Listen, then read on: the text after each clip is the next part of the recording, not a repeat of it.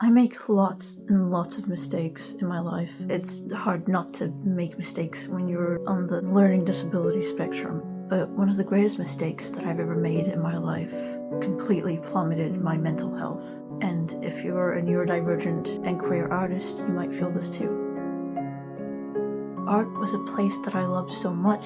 I sort of figured that making it a profession would be the greatest idea I could ever do, because that way I'd get paid to do something that I love, which makes sense, right? The thing is, a lot of people do that and they succeed. They make an amazing career out of it. But for me, it didn't work, because the moment that I turned my passion into a profession and I put it into a more nervous and scary environment, I honestly found myself depressed. All of that safetyness and happiness that I once felt completely dissipated. Leaving the house always feels a little bit scary, because it doesn't matter what I do, if I'm going to hang out with friends or if I'm going to go for a job, even going to the store. I know that the world will see my neurodivergency as slow, difficult, frustrating, incompetent. And I know that my gender fluidity, if that's even a word, makes people see me as different, as confusing, and strange. I just kind of want to be seen as normal. What is normal? Normal doesn't exist, it's subjective. You see that in cultures too. I'm Polynesian, Italian. What's normal in Italy isn't normal in the Pacific Islands. But it's still always hard to get people to understand that my reality is that I am he, him, she, her, and that I have a learning disability. So at the end of every day, I find that the one thing that I run back to when I want to escape is art. To me, that's where home is. You know how in art therapy they get you to draw your breath? It's similar to that, but with emotions. I draw what I feel. I draw my struggles with neurodivergency. I draw my struggles with gender and sexuality. A lot of the time I wonder what other artists feel. If you're an artist, I'd honestly love to know what's one emotion that art brings to you. For me, art is happiness and safety and security. Sometimes frustration, but that depends on what I'm drawing. The other part that feels very therapeutic about art is texture.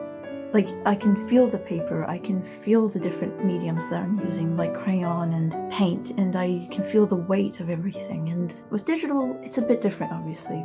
But the good thing is that you can undo a lot of what you did. And that, to me, it relieves a lot of anxiety. And so that's why I personally prefer to use digital, because it's just easier. There's going to be anxiety and troubles no matter what you do, but it all pays off once you surpass those troubles and sit back and see all of your improvements. I find that art helps to show how much I've grown, not just with skill, but also as a person. I noticed that a lot of my art from when I was younger portrayed a lot of sadness and broodiness. The colors I used were more monotone and more dead, and you can really see those phases, and sometimes I will look at those drawings and I'll remember exactly what I was feeling and what the situation was. I just remember realizing how important it was to express that through those pieces. And it became a form of therapy, art therapy. The art that I do now is a little more whimsical and upbeat and happier, more openness to explore expressions and styles and colors. Don't get me wrong, I love goth and I love dark themes like that. Now I've found that a lot of my current work portrays both, and they sort of coexist together. Those emotional phases that were portrayed through my art have now become my style, like my main style that I use.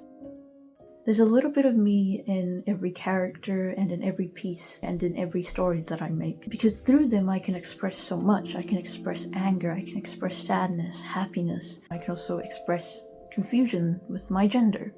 Like, I find that a lot of my characters are guys, because that's how I lived vicariously as a guy. They're sort of the me that I am before I'm able to express that, such as being a gender fluid, wanting to wear weird socks, dress fancy and funky and weird.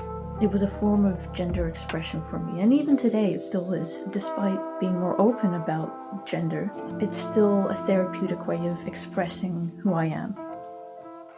Art in everyday life. I feel like art has really helped me to stay inquisitive and to keep the kind of, not stupid part of me alive, but like, it's helped to keep the dreamer part of me alive. I don't become as pessimistic when I think through the eyes of an artist. I find myself appreciating things because, I don't know, you're just thinking about things more creatively and more openly. Seeing through the artist's eye, wrong eye, hi has really helped me as well.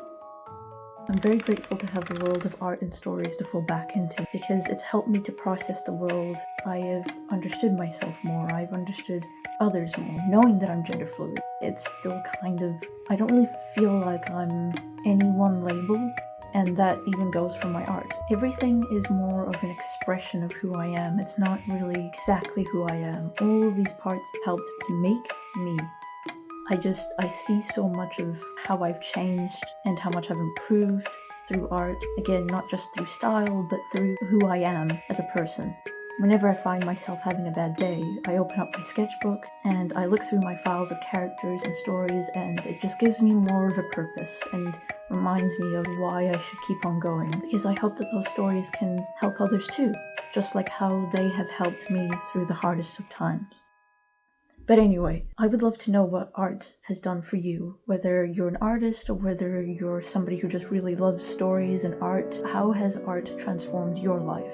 Thank you for listening, and hopefully see you again.